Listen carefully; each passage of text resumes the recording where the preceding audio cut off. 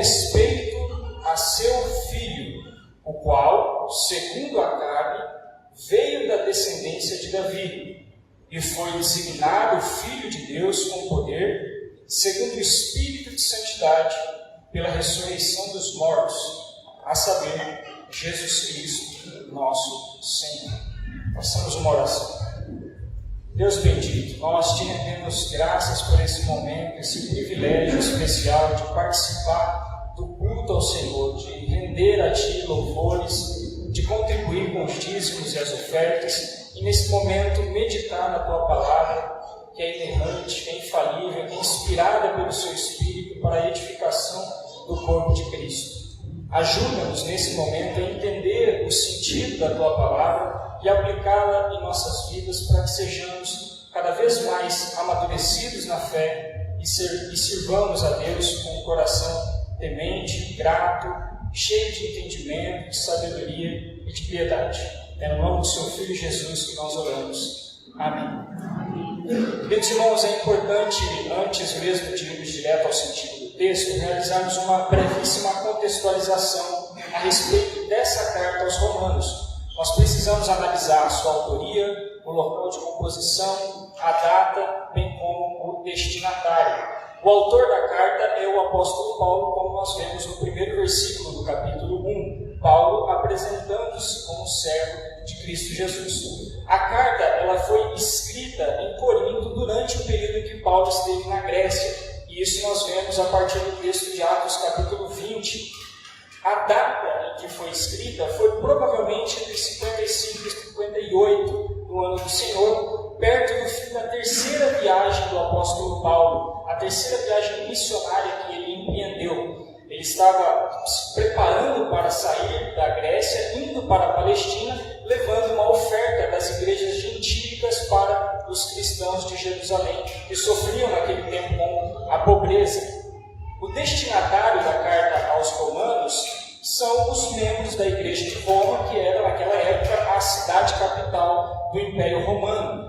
A igreja de Roma, segundo os estudiosos, ela era composta tanto por judeus como gentios convertidos a Cristo, com um número maior de gentios. Feitas essas considerações iniciais, nós precisamos ainda considerar que, embora o propósito geral da carta de Paulo aos Romanos seja nos ensinar que a justificação ela é somente pela fé em Jesus Cristo, o prefácio, ou o objetivo desse prefácio, ele gira em torno de outras questões. A passagem que nós acabamos de ler, ela faz parte do prefácio dessa carta. E esse prefácio ele é um pouco distinto dos outros prefácios das outras cartas de Paulo. Ele contém características singulares como a sua extensão. Se a gente analisar todas as epístolas de Paulo, o prefácio da carta aos Romanos é o maior em extensão. E a pergunta é, por que ele é o maior? Isso, meus irmãos, porque Paulo não havia fundado a igreja de Roma. Ou seja, ele via a necessidade, na escrita da carta, de estabelecer as suas credenciais de apóstolo e dessa forma também apresentando um relato completo do evangelho que ele pregava. No primeiro versículo do capítulo 1 de Romanos, Paulo então trata de suas credenciais. Leiam comigo. Romanos 1, versículo 1. Paulo, servo de Jesus Cristo, chamado para ser apóstolo, separado para o evangelho de Deus.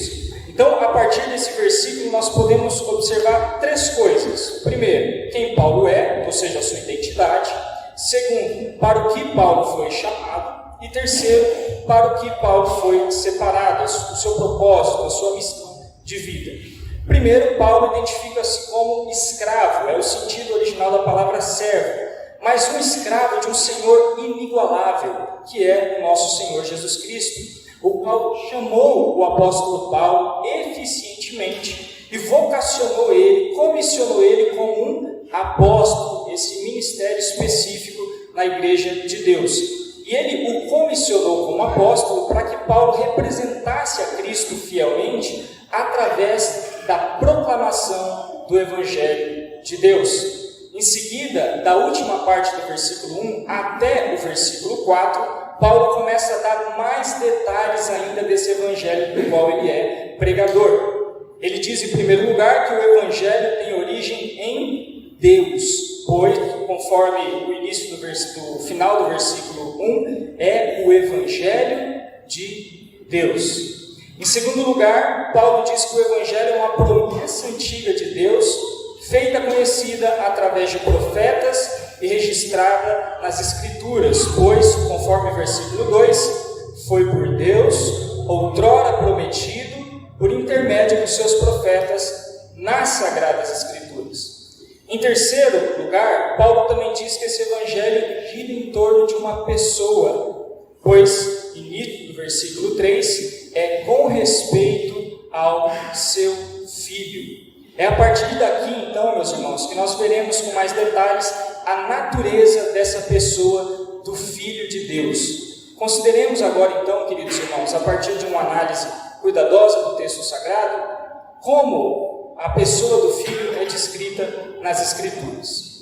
Em primeiro lugar, unindo tudo o que Paulo disse até agora, nós temos a demonstração de que o Evangelho que Paulo prega é uma boa notícia, é o Evangelho. É uma boa notícia da parte de Deus e que se refere a uma promessa antiga de Deus, e agora o apóstolo Paulo diz que essa promessa diz respeito ao envio de uma pessoa. O Evangelho, portanto, meus irmãos, gira em torno de uma pessoa. O Evangelho, conforme o texto, é com respeito, ou seja, tem como referência o Filho de Deus. O Evangelho é prometido no Antigo Testamento pelo Pai, sim, mas o seu conteúdo faz referência ao Filho. Isso significa para nós, meus irmãos, que o Pai e o Filho são um na mesma mensagem.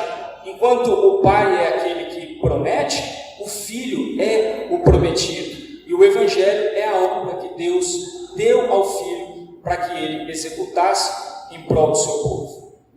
Mas agora, na continuação do versículo 3, Paulo avança para um dos mais excelentes temas da Escritura Sagrada, meus irmãos, ou seja, a natureza do Filho de Deus. Paulo, inspirado pelo Espírito Santo, está prestes a responder à grande questão das nossas vidas. De maneira sucinta, é verdade, mas ele trabalha de uma maneira muito especial essa grande pergunta da nossa vida. Inclusive, a mesma pergunta que os discípulos, ou melhor, a mesma dúvida que os discípulos tiveram quando estavam diante de Jesus. Se você se recorda, naquele momento em que Jesus acalmou a tempestade com o poder da sua voz, a resposta dos discípulos extasiados diante daquilo foi qual? Mas quem é este que até o vento e o mar lhe obedecem?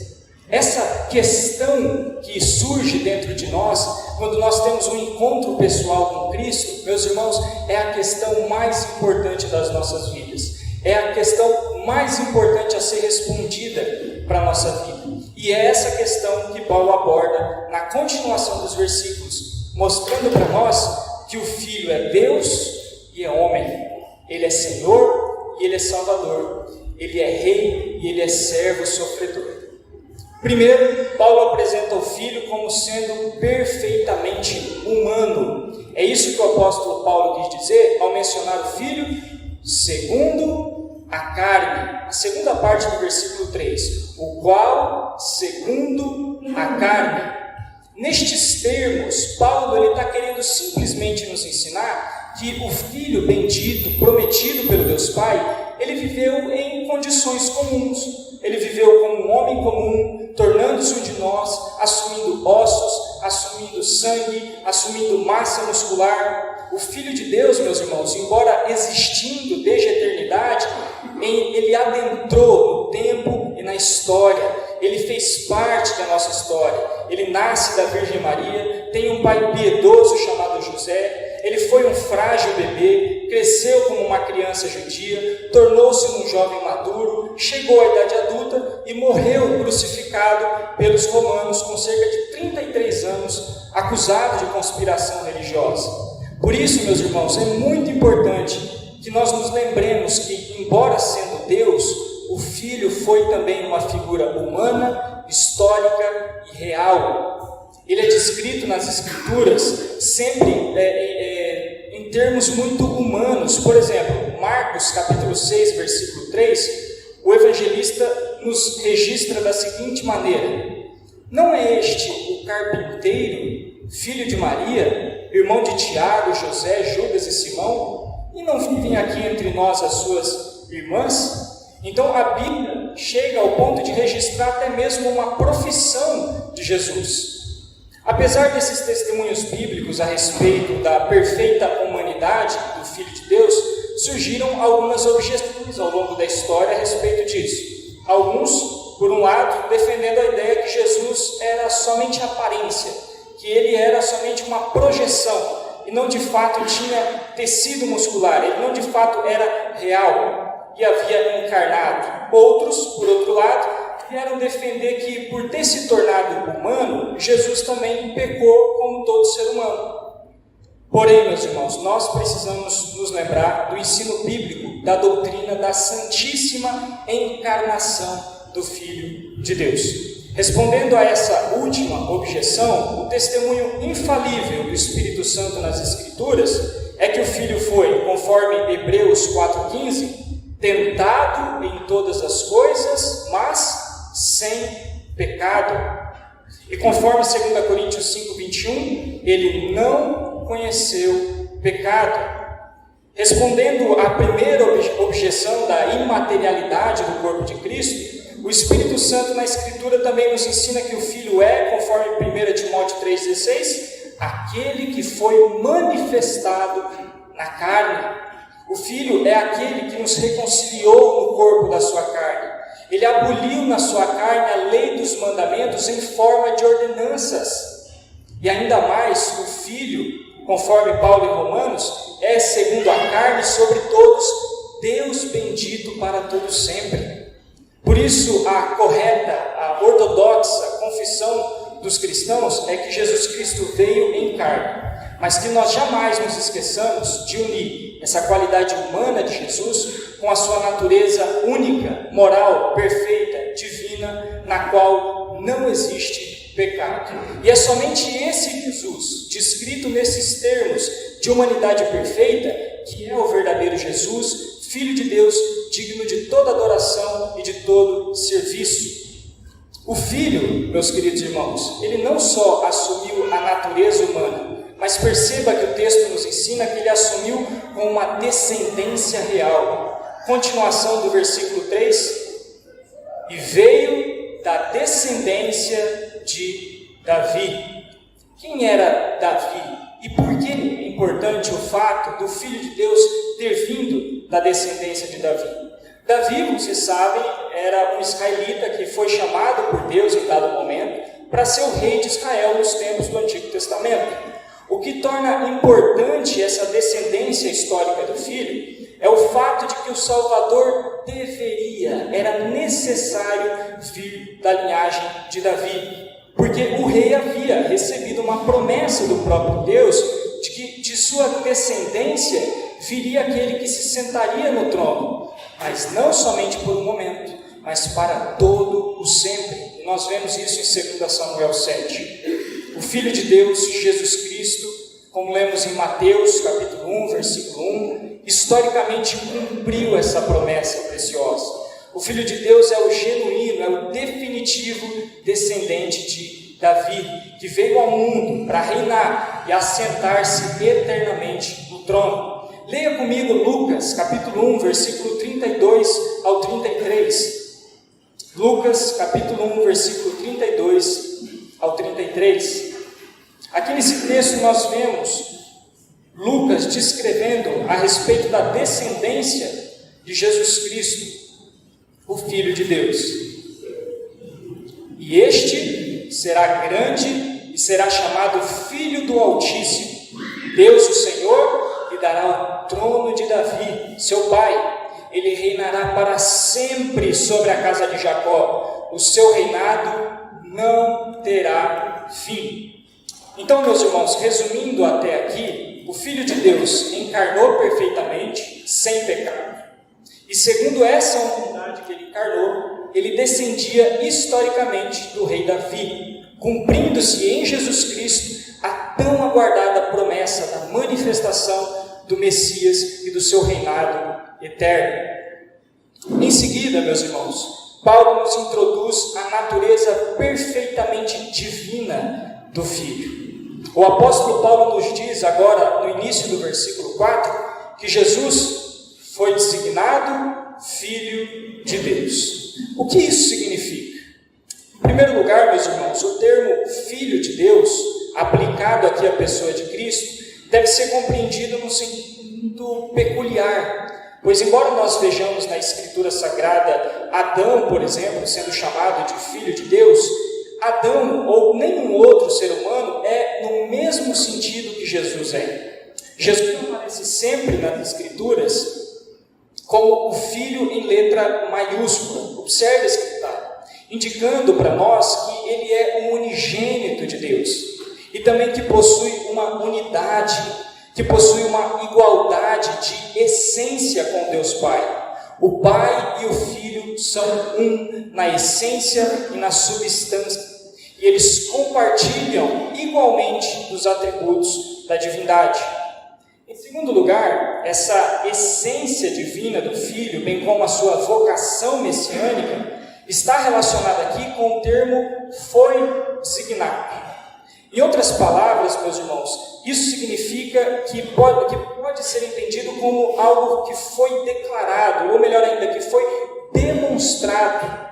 Paulo nos ensina aqui que aconteceu algo que demonstrou a todos que aquele homem da descendência de Davi era também divino. Em dado momento da história, meus queridos irmãos, aquele simples homem, houve um reconhecimento daquele simples homem através de alguns acontecimentos, da sua divindade. Aquele simples homem, filho de Maria e José, irmão de Tiago, José, Judas, Simão e algumas irmãs, que havia nascido na cidade de Belém, numa manjedoura simples, que crescera numa cidade humilde de Nazaré e que trabalhou inclusive como carpinteiro. Aquele homem era mais do que um judeu piedoso com linhagem real. Ele é e sempre será, meus irmãos, o Filho de Deus, mas não um entre muitos filhos, mas o unigênito, um em essência com o Pai.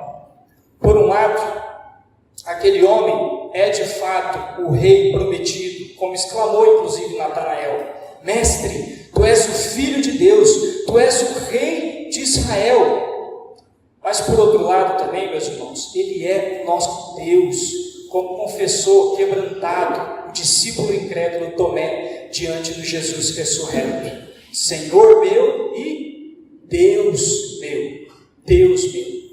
Por fim, nós precisamos nos perguntar, afinal, que acontecimentos foram esses que revelaram ao povo, que demonstraram ao povo a divindade de Cristo?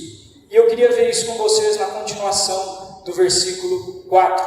O apóstolo Paulo nos diz: com poder, segundo o Espírito de santidade, pela ressurreição dos mortos.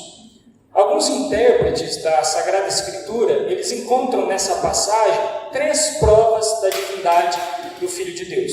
E a linguagem do apóstolo, ela apoia essa interpretação. Paulo fala em primeiro lugar do poder, com poder. Em segundo lugar, ele fala do testemunho, segundo o Espírito de santidade.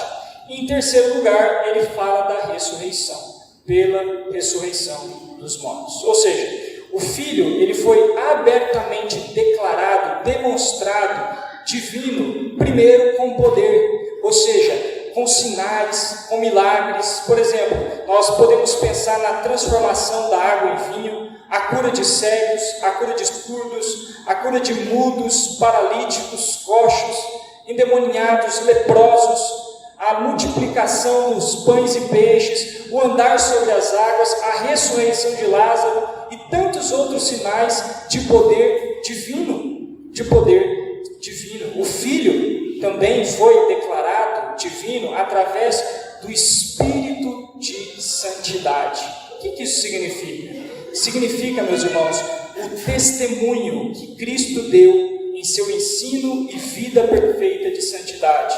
E aqui nós podemos lembrar quando ele ensinava com autoridade, quando ele declarava verdades celestiais que ele havia recebido do próprio Pai, e abertamente declarava essas verdades ao povo. Meus irmãos, ele viveu de forma irrepreensível em todo momento. Se vocês se recordam, os judeus a todo momento tentavam capciosamente pegar Jesus em alguma pergunta, e em certo momento Jesus Cristo respondeu: quem de vocês me convence de pecado? Jesus Cristo viveu de modo irrepreensível, no espírito de santidade. Em terceiro lugar, o Filho também foi declarado divino através da vitória sobre a morte. Ele foi, pela ressurreição dos mortos, declarado divino. Ou seja, quando ele foi por Deus Pai ressuscitado poderosamente ao terceiro dia, e foi inclusive manifestado assim a muitos. Lucas nos diz em Atos que depois de ter padecido, ele se apresentou vivo, com provas incontestáveis, aparecendo durante 40 dias e falando as coisas concernentes ao reino de Deus a muitas pessoas. Essa ressurreição provou a sua divindade, de modo que, novamente, Tomé, o incrédulo, quando contemplou Jesus ressurreto, confessou: Senhor meu, Deus meu. Deus meu. Na história humana, meus irmãos, ninguém nunca foi capaz de realizar tantos sinais como o Filho. Ninguém nunca foi capaz de viver em perfeição de santidade como o Filho. Ninguém nunca foi capaz de vencer a morte como o Filho. Portanto, isso nos deve fazer, meus irmãos, ajoelhar diante da pessoa do Filho e confessar que esse homem não era somente humano e da descendência de Davi, mas ele era também divino. Ele é o nosso Deus. Em outras passagens da Escritura, nós aprendemos mais sobre a natureza divina do Filho. Por exemplo, segundo Isaías, capítulo 9, verso 6, o Filho será chamado como Deus forte. Segundo João, capítulo 1, do versículo 1 ao 3, o Filho ele é identificado com o Verbo. E João diz que o Verbo era Deus. Em resumo, queridos irmãos, o maravilhoso Filho é Deus homem, da descendência de Davi quanto à carne, mas publicamente demonstrado divino pela sua vida, pela sua ressurreição. Ele une em si mesmo essas duas naturezas. O apóstolo Paulo em Colossenses capítulo 2, verso 9, resume isso para nós de uma maneira muito precisa. Ele diz: nele, Jesus Cristo, habita corporalmente, natureza humana, toda a plenitude da divindade, natureza divina.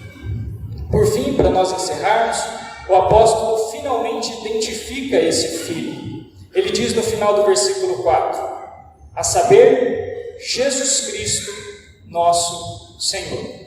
Então Paulo, após descrever os detalhes em partes separadas a respeito do Filho, ele finalmente decide retirar o véu da escultura. Imagine que você entra em um museu e na parte principal do museu tem a principal escultura, a escultura mais clássica, mais bela, mais fantástica feita naquele museu. E na frente dessa escultura tem um professor de História da Arte falando ante os espectadores a respeito das características, dos detalhes dessa escultura que está coberta por um véu.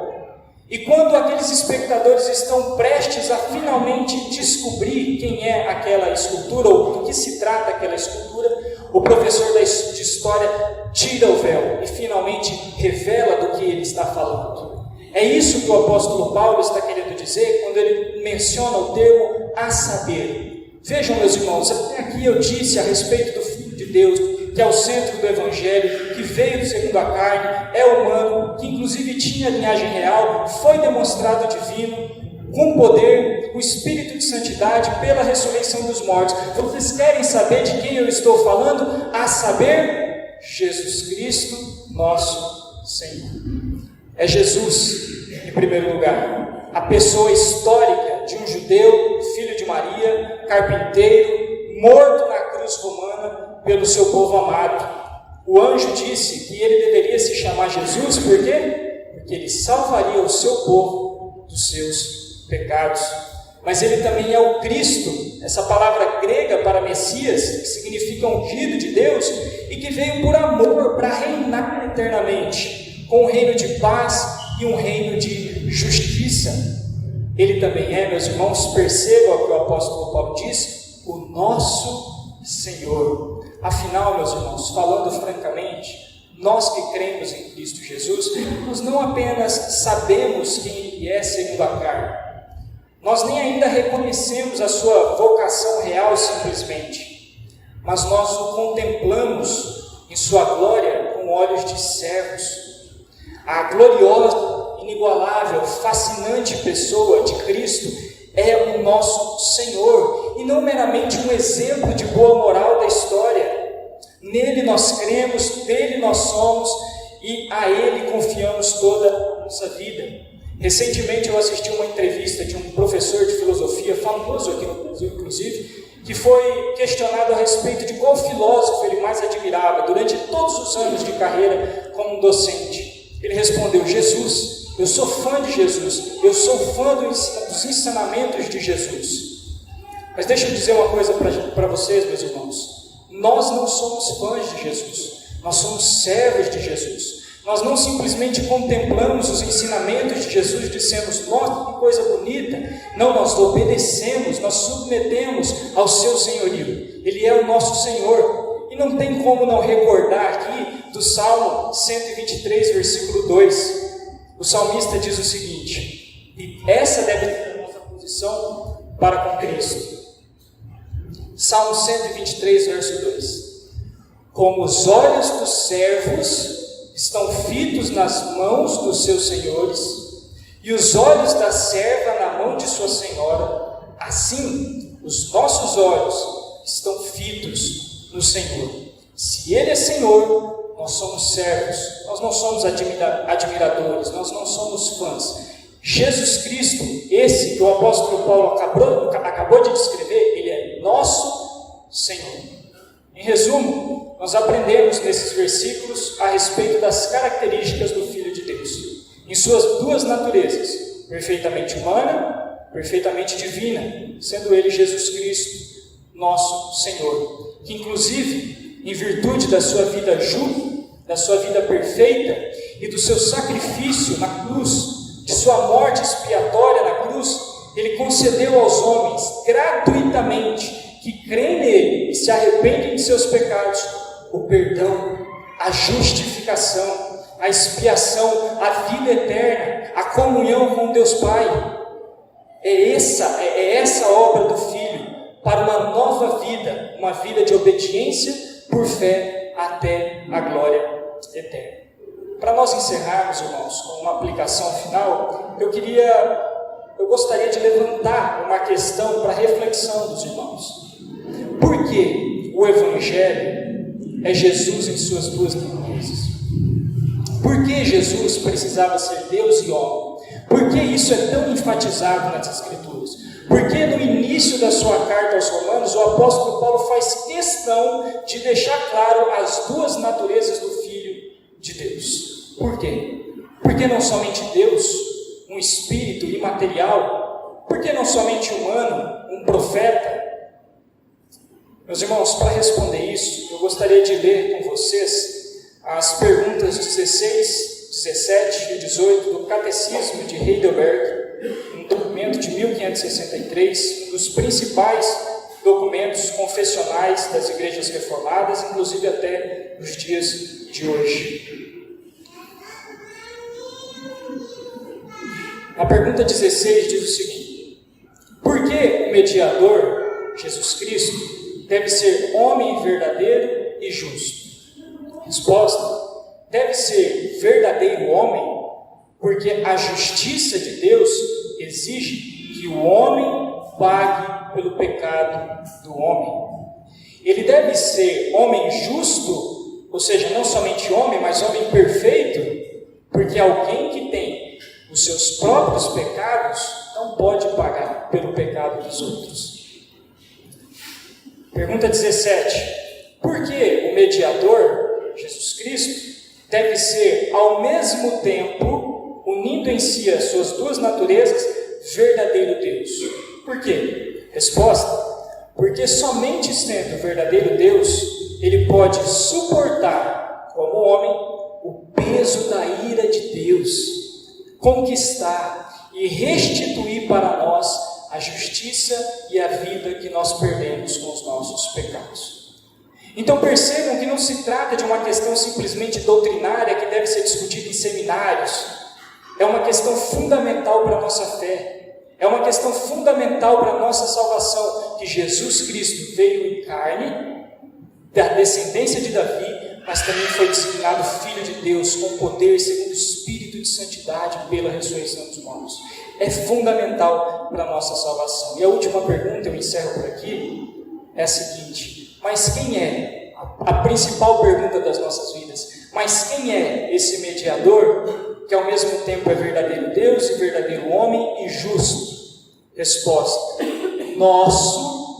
Perceba a resposta pessoal. Ele é seu, nosso Senhor Jesus Cristo, que nos foi dado graciosamente para completa salvação e justiça. A conclusão final de tudo isso, meus irmãos, é que o que a lei demanda de nós, o que a lei exige de nós, nos é oferecido gratuitamente no Evangelho, na pessoa de Jesus Cristo e suas duas naturezas, humana e divina. Amém? Ei pessoal, quer continuar assistindo os nossos vídeos? Clique aqui e você vai ter acesso em outros vídeos. Mas também se inscreva no nosso canal, tá bom? Acione o sininho e compartilhe com outras pessoas.